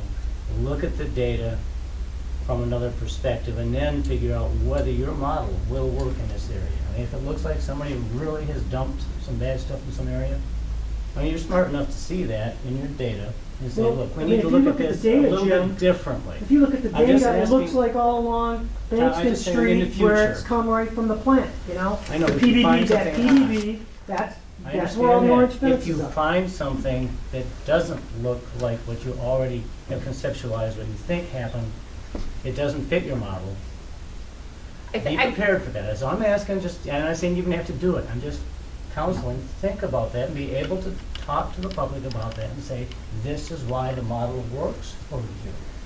And if you have I'm data that good. indicates the model doesn't work for this area, I'm going to jump over to this, just Jim. discuss it. And it's just a suggestion, it'll help with the Yeah, I think outreach. we're That's all I'm fairly getting at. confident that the All I'm model getting at. does work, and I think that's the disconnect in this community, is you're not confident the model works. So again, it's our risk communication issue that we have with communities, is that, you know, I am just familiar with the concept, it was explained to me, I saw the numbers, I saw the statistics, I saw the uncertainty reduced with this. So I sat through a three-hour presentation by some PhD guy that did it, okay? Now, to get the community to understand that, that's our issue right now. And we're not gonna solve it tonight. We certainly hear your concerns, we understand your concerns, we understand your frustration, we're frustrated too. And you know our history too. We know your history. That's our history supposedly too. was cleaned up to be protective Right, of course. human health and the environment, and you know what happened. I mean, I course, just want to and make we- sure, one last thing. I wanna say- No, Jane, one thing, no, that's important. I've lost it. We have, it was published reports that there was no contamination in the yards in years like 1980. Okay, so one thing you guys have to get is, we were told categorically this was clean, and now we have orange fences. So, I mean, you can't just, oh, well, this is our method and this works, trust us. You can't expect people I to know, trust you I know. when, you know, there's that history. I And know it's not that's a saying we history, don't no, trust you. no, but it's we not don't. that, but you have to, and I always tell you, you have to give us a little bit of more trust. There's $100 million that was spent in that river. We're not here trying to shirk any type of responsibility. We're not. And No, you know, and so I understand you don't, I mean, I'm halfway through your book. Certainly there's reasons to distrust, okay? I understand that, but you also have to understand that this is a little bit different than a company here, and your own consultant said, you know, if you had a PRP here, this would be a lot different, be a lot harder. But we're not here trying to manipulate anything. Believe me, we're not. And you know, I don't expect you to trust me, but I do expect you to just listen a little bit and give me a chance. Okay, that's all I'm asking. Hey, we smile a lot, so. Jim Hall, Jim Hall, Bill, Jim Hall. Jim Hall's on. He's been waiting for hours. Yeah, Tom, I do trust you, and I have forgiven the people that have done this before. And when we go out to do this community involvement, when you guys do that, would you allow any of us CAG members to go with you? Sure. I mean, as long as the resident is okay with it. If the resident is not okay with it, I mean, that's some privacy issues. Like, you know, if we get sample back and some people don't want their data from their houses published, we're not going to give it out publicly. Or we may give you the data but no addresses on it, or something to that effect. There are some issues there that's really, some of it's up to the resident, but, you know. But I know It's really several up of to the the residents. resident to release the information. We cannot release residential information. They would have to release it directly to I know where the you. orange fence is on. And I Yeah. know a lot of them. Well, and so you can knock on their door and ask them for the data, but I'm pretty not sure we asking for can't give data. it to them. But I have no problem with that. We would encourage, if the CAG can help us communicate better with the public, we would be more than happy to have you participate with us. There's no. Advisory group, that's what Yeah. they're called. Okay. Okay, Bill. Explain this to me. How about your personal contact? You're gonna clean it up so the PBB's contact is safe. Is that right? What about the contact with all the other stuff that's in town, like the contaminated city water and everything else? How do those things all fit together? So just Well- cleaning up one product ain't gonna do the whole thing. Well, number one is, there's been a large amount of sampling in the residential community, okay? We've really defined two constituents in the residential community, PBB and DDT. This well field is completely separate, you know, that's gonna get replaced, and the plant site's completely separate. So I'm just focusing on this. If you're talking about I know bigger you are, issues. that's the trouble. I'm But wondering that's what. my mission, you know, I my know, mission. but our mission is getting the whole damn thing Well, cleaned up, not just the I can't help PBB. you on that. I can't help you to get the entire town. Well, no, You've got all kinds of no one's, better- Phil, no one's talking about Listen, not doing. You got all kinds of theories about cleaning up the PBB, but what about all the other stuff in connection with the PBB? Maybe within legal limits, but when you put them all together, what do you got? You don't even know. That's why we want. We're not everything talking, we're talking about, this is a complex problem. And you need to break complex problem down into pieces. And we're just talking about one piece. We're not meaning to exclude the other pieces.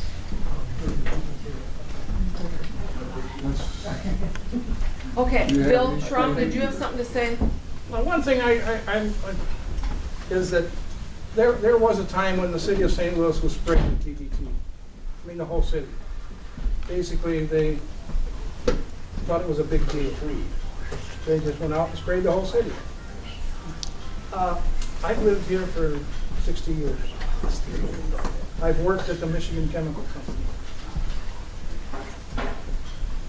And I think that possibly it will affect different people different ways, the contamination will. It depends on your lifestyle. What do you, how the contamination is going to affect you personally. So consequently, I think the fact is that I understand what Jane is saying. Now that kind of blows my mind too, but I also understand what you're saying. It is a good way to solve the problem. I can live with that. Because I think you're doing a good job. The biggest problem is the EPA and the DNR have a tremendous battle to be able to convince the citizens of St. Louis that you know what the hell you're doing. That's the big problem right there. Because we have been sold down the river. So consequently, I don't think that we can really question the way you're doing it. All we can do is say, my God, I hope you're right. I know. But that's the way I feel about it. Thank you. All right, I would like to turn the meeting over to Jenna, who is our project manager for the, let's see, what did we first call it? It was the golf course, Gratiot County. No, before that, it was, Burn pit. yeah, it was just the golf course site, then it was the burn pit site, then it was the Gratiot County golf course site, and now I believe it's the burn pit area. They also call it burn pit. It's like They also the call it official, burn pit. Okay. the official version in our records now. Okay. First of all, my name is Jenna Sloboda Braun. I brought business cards in case anybody has questions. I know this is running a little long, so maybe people want to call me later with their questions. And I want to start off saying that this is not a final plan yet, but we're very close. I've talked to the state of Michigan, we've had some discussions, and I think this should be final very soon. And the plan is to go out in early June to start the sampling. First, I want to say that the Belsicol burn pit area, here's the mini site, OU1, and this is the burn pit across the river. This dotted line is where there was some excavation done in 1982 by the Belsicol company, and that was initially thought to have taken care of the problem. However, the state of Michigan, when they did the RI, or the main plant site, did some sampling over here and found some pits of chemicals. I'm just going to say the chemicals once that we're going to sample for. VOCs, so general solvents, metals, PCBSA, pesticides including DDT, and then some physical parameters so we know, we can estimate how much the cleanup will cost once we get to that point. PBB, yeah. We're going to sample for everything you've ever seen here before, so don't worry about that. We are basing our sampling on the stuff that Michigan found. We're not going to repeat their sampling, but we are going to use some other monitoring wells to see what the levels are in up-to-date levels of groundwater at the site right now. We're going to take some groundwater samples. We're going to take some new wells. We were trying to look for the LNAPL, which is the light non-dissolvable contamination that would be at the top of the water table. And also we're going to look for stuff, the oily stuff at the bottom. So we'll be taking two different kinds of, be looking for those two different chemicals, those types of chemicals. And we have a couple ways of doing that. Also, the ash piles before anybody asked me about it. We're going to take some measurements and we're planning on just removing them. We know that there's some high hits, but they're also it'll just be easier and cheaper just to remove them. We're not going to do any sampling. We're going to use what Michigan has. Okay, so first we're going to do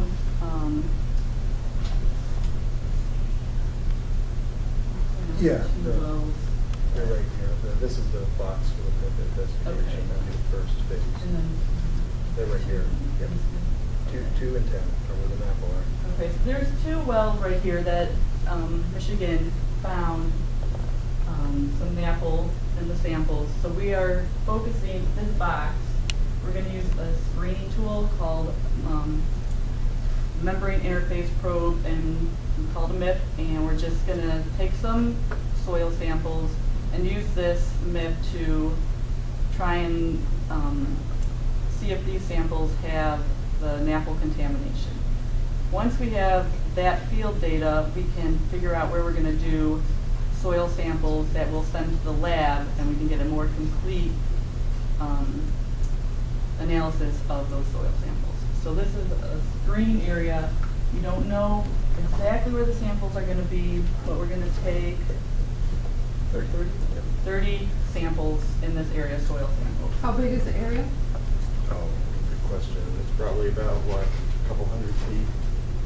Maybe about 100. 120 feet by 240 feet, roughly. And there's nothing magical about this blue box. It's just a depiction for planning purposes. If we find, based on this screening, that we need to go more this direction or more this direction, we're going to do that. That's one of the advantages the tool offers, is its rapid field screening. You can make decisions in the field to get a better idea of where we would focus samples for analytical. Okay, and then next we will be doing groundwater sampling. There's 25 existing wells that are in this area that Michigan has installed, and then we will be doing another 10 wells. Yeah, the 10 wells are not depicted on this. They'll be cited based in part on the results of the first part of the investigation. But the blue spots are Michigan's well, the RI wells that are currently out there. Those little black dots that I'm seeing? They're blue. They're blue. They're probably hard to see on the. Oh. We didn't follow the 330 rule. I did. So I'm going to start implementing that a little more in my figures. That's been cool. But yeah, those are where the existing wells that How we're many, sampling. you said there's 25 existing ones? No, there's just like There's 40 or so. but we're gonna use 25. What we're focusing on here is getting data gaps closed up for the purpose of completing an FS. We've got a lot of samples from the state already that would be utilizing as what the data from those wells already. So we're just trying to close up some gaps, get a little more comprehensive understanding of the conditions. So you're going sort of between starting where their wells are, but then. Starting where they found stuff. Found stuff. And working out from there. Okay. So make sure we- Makes sense to me. And then this right here, these are groundwater, surface water interface wells. Basically, we're trying to figure out this contamination in the groundwater and in the soils, if it's interacting with the surface water in the river, and what's going on there, to see if you have to address any contamination there. So that's not much else I can. Now, where's that drainage ditch, in your opinion, that Big Green was talking about? No, the drainage ditch, as DEQ characterized it, the one that drains out from the burn pit proper, it's an actual ditch, is this blue line. And these are the samples that they obtained in the RI characterization of the ditch, and it comes out in the B part. Ed's outside now, because I know he talked to Dick about where it started up in the burn pit. It's been filled in, apparently. It isn't visible of where it started. Do you know any more about it, Gary? Well, I just know that the blue area you're pointing out are the ponds that are existing on the golf course right now. And they do irrigate out of those ponds. And that essentially will end up connecting to what ends up running out here to 46 and dumps into the Pine River.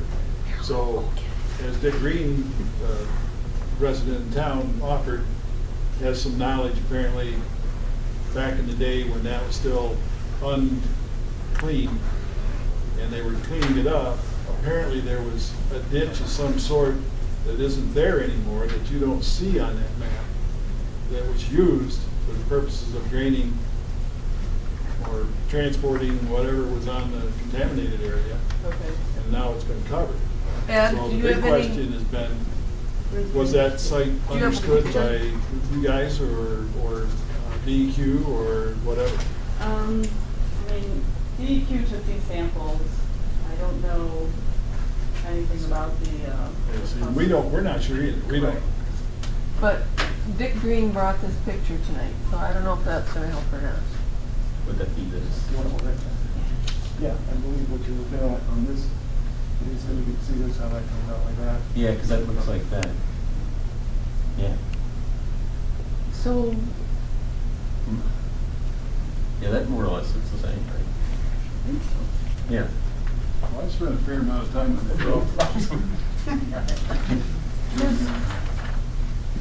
you can put a thumbtack in. Yeah. Right, so. No one else can see it though. It's kind of small. All right, so that whole area just kind of slopes down now. They're real great. It looks like he's got something else. If that round, well, point me where I'm supposed to be starting here for one thing. Are we over here further? I'm not, Yeah, we're way off base here. So if we come up across the river, turn on Prospect, and Yeah. then, so right here is where the burn pit is, right in here. That would probably be, which is there, yeah, that's your, see, so you go up this little gravel road, where number 3 T or green is, you drive right on the south side of number 3 green, which is that one. So you drive right through there, and that would be over here. And, so what is it that we're supposed to be looking for? well, I think what he's saying is there's a drain, is it that? Yeah. But his drain going into this, but there's something here that's been covered for years. But he And didn't this point out map's where supposed it to show is. it? No, this is just that same map as this. I can see that. Right, well, see. So So there's we need something to- that goes between, they were gonna walk us through where it was covered. That there was probably the lowest spot, I assume, in here, but somehow it gets over into here. Well, Well, this is Maybe where those it's a good trees idea are, where to the set grass something up where we is, can right, get not a the trees. GPS out there so we Elevation-wise, can it drops compare it down, to a and there's map. wetness here. So Yeah. So it's probably that'll there. take a That's little what they more need. coordination so I can get somebody who's looking at Yeah. equipment, but let's do it. That's that what way. they're, There's yeah. wetness here, like this, it drops down off there, and there's wetness right in here. But there's no longer a drainage ditch.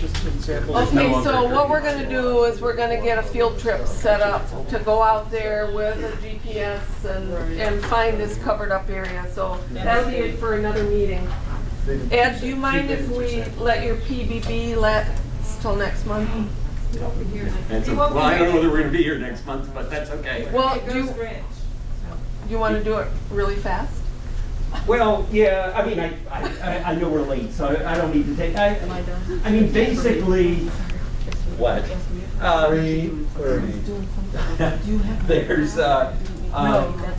There's a lot of material. If anyone is interested, I think, actually, Tom, you sent us the report, I think, on where they moved the PBB registry down to, Emory University. And if you want, maybe the simple thing to say, you can go on and look at, actually, I brought a few, I copied some, so maybe I could, if anyone's interested, it came out funny, the copier did this, but this is the summary, it's a 2-page thing. It wasted half the paper here because it reduced the size.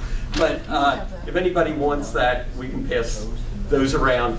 And I think the thing, it's again something we want to explore more, not the transfer of the PBB registry, but there's new information constantly on what we're finding as far as exposures. I know when we were out at the schools, one of the kids brought up this fact, and we also heard at the Pine River meeting by one person pointing out there just was someone who won an award for the fastest cross-country runner or something. He said, so how can there be a problem in town? But as we pointed out, not to bring up a sore point that Linda got in trouble with Richard Trent, we had this South African runner who is an Olympic qualifier. The only problem is it's not quite clear if the runner is a male or a female who's in a DEDT area. And there's what a lot of these studies are pointing out is there's this that are at the Emory thing are these studies of endocrine disruption. So anyway, we'll follow that up we're working on more search. And just one thing that I was preparing our stuff for today and had on Fresh Air on, anyone's ever heard this, on PB, Public Broadcasting. And today's show had a woman named Florence Williams. I don't know whether anyone else heard this. And she just has a new book out called Breasts, A Natural and Unnatural History. And the whole first part, and I had to go to finish copying, was on fire retardants.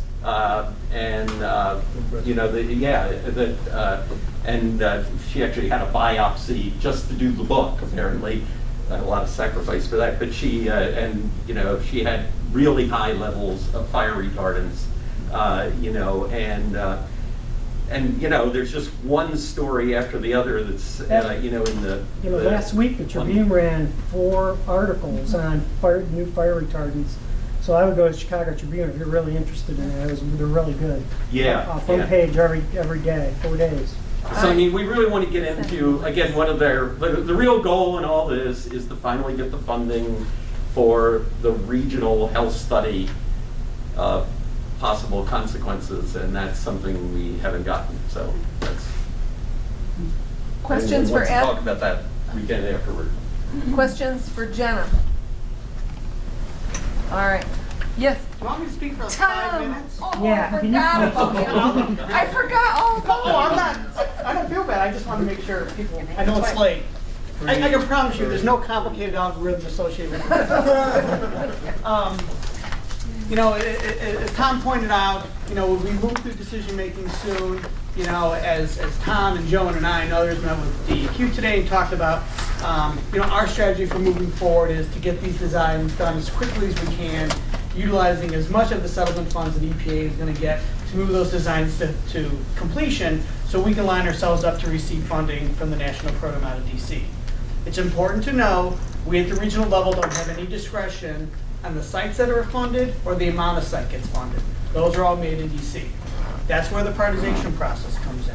The prioritization process was created a number of years ago to try to rank sites worst first, right? I mean, all sites are bad. They're Superfund sites, right? But some sites are worse than others. So the panel process is a fairly simple one. There's a regional representative, I'm the one for Region 5, as well as a headquarters representative.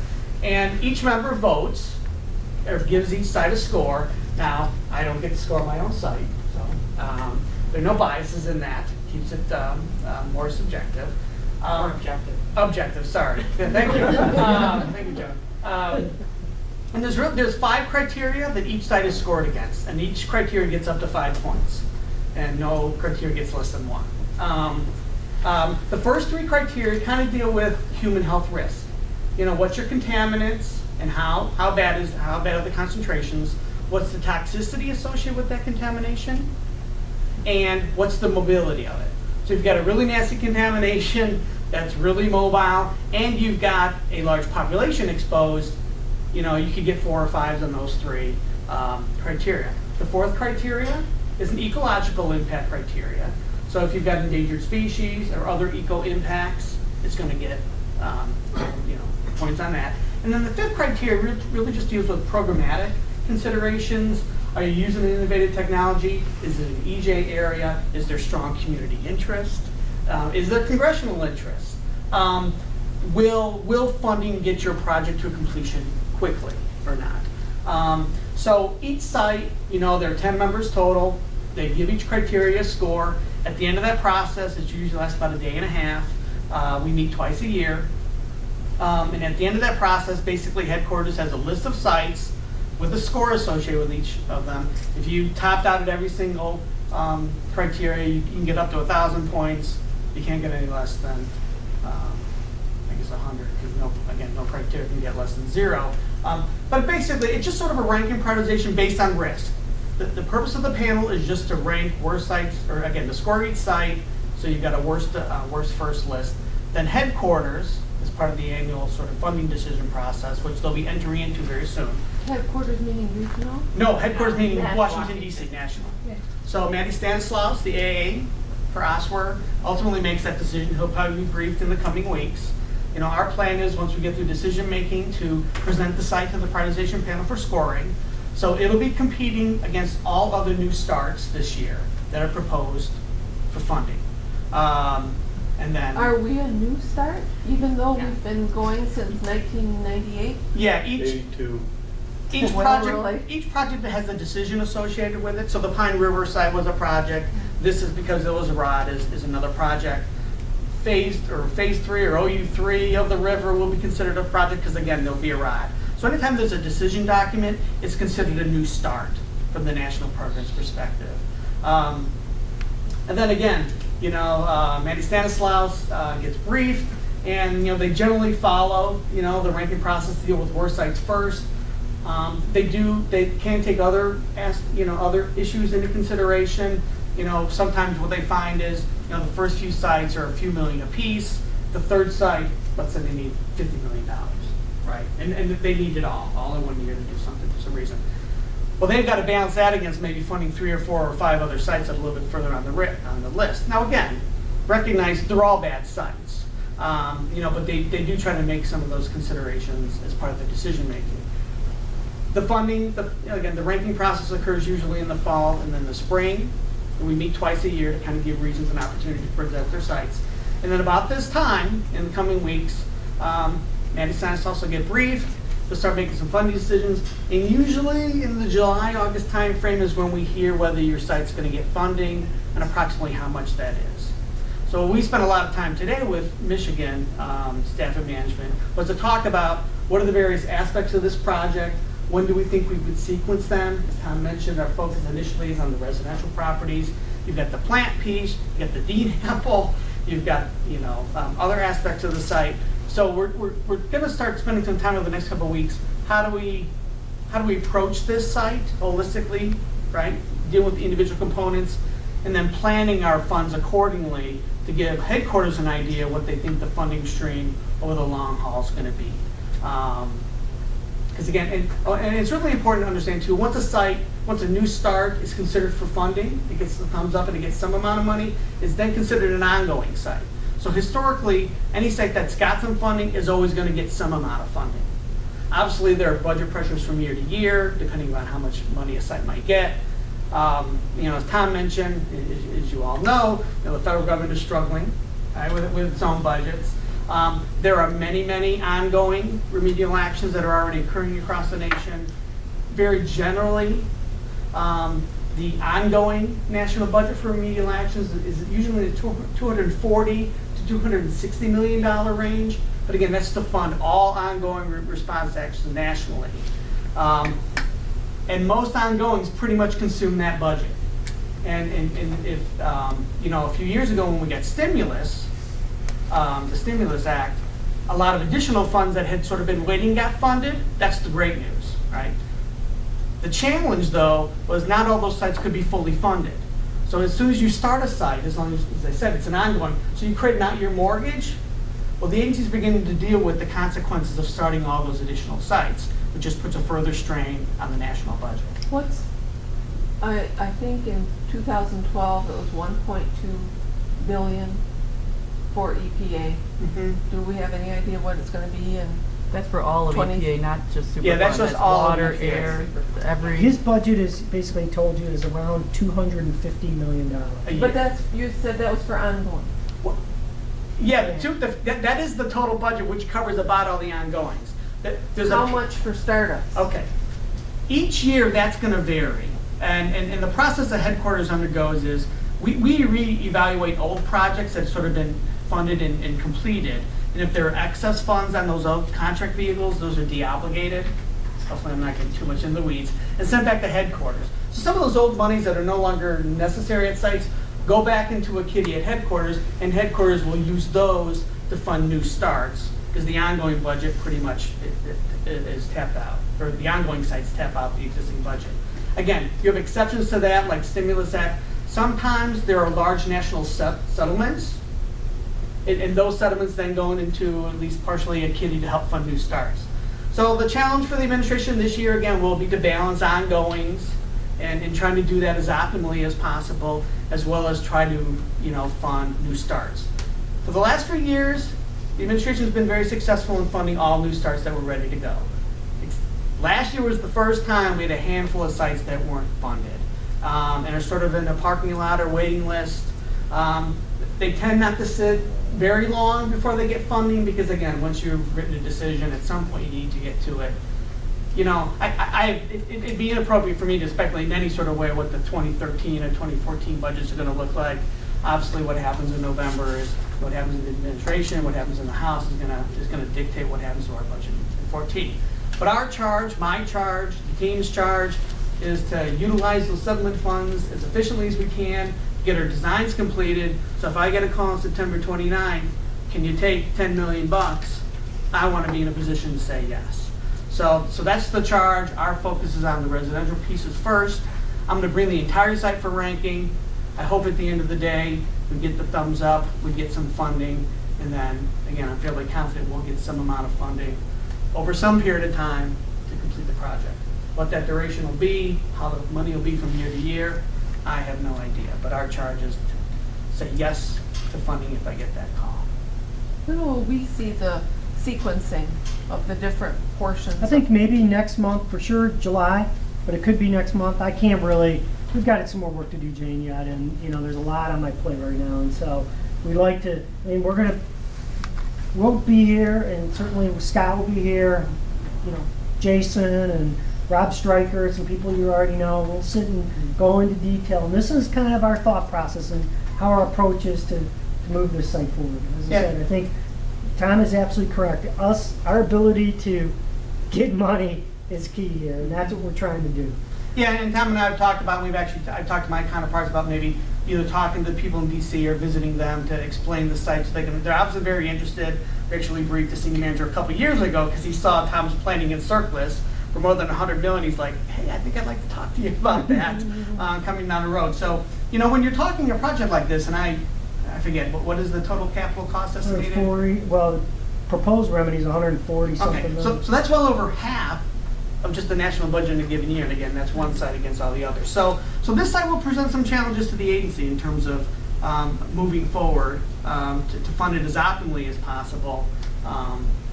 We'll just have to see, but you know, this will not be the only site that. Well, this is the first that I'm aware of getting any of this kind of information about how this prioritization process. This has been, in my opinion, left out of any discussion that's came up in 14 years.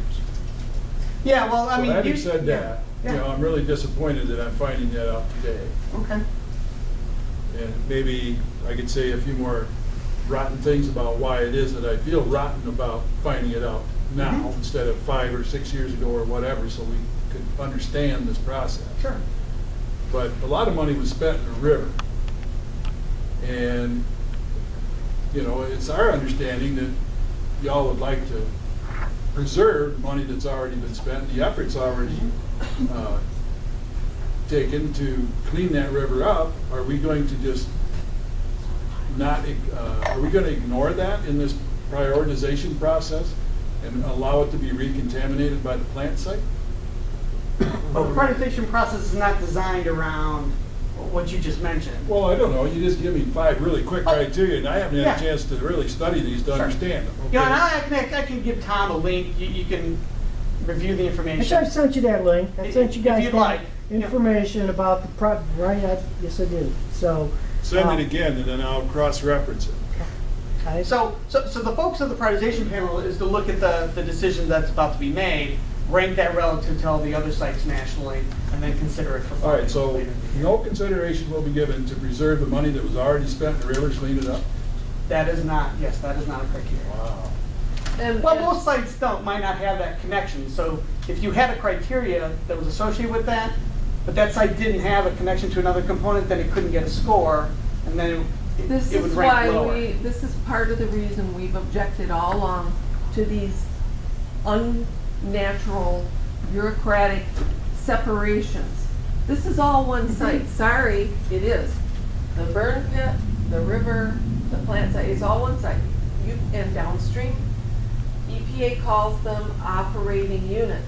But to separate them out financially from one another and cleaning up time-wise from it doesn't make common sense. No, it makes perfect sense.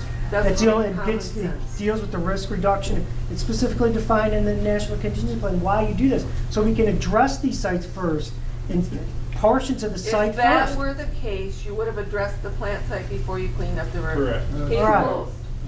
Well, All right, so the plant site recontaminates the river. it isn't. I mean, I've got sediment data. You keep saying that, but I've got sediment data that clearly shows that it hasn't. 2010, you've seen that it's in the record. I've sent you the disc. It doesn't show that it's been recontaminated. The collection trench is working as designed. Absolutely. We certainly will look at, as we go forward in the plant site, and if we have to dewater portions of the river, we'll be looking at that. We know But that for the you to plant say, site though, that leaks. it's contaminated We is know not that true. the wall is leaking. We know that the sand seams are leaking. We know stuff is leaving that site. We know that. It's not getting in the river. You know that. Everybody in this room knows that. Right. What the heck kind of crap are you trying to All tell right. us? We already know these This things. meeting is adjourned. Please feel free to visit.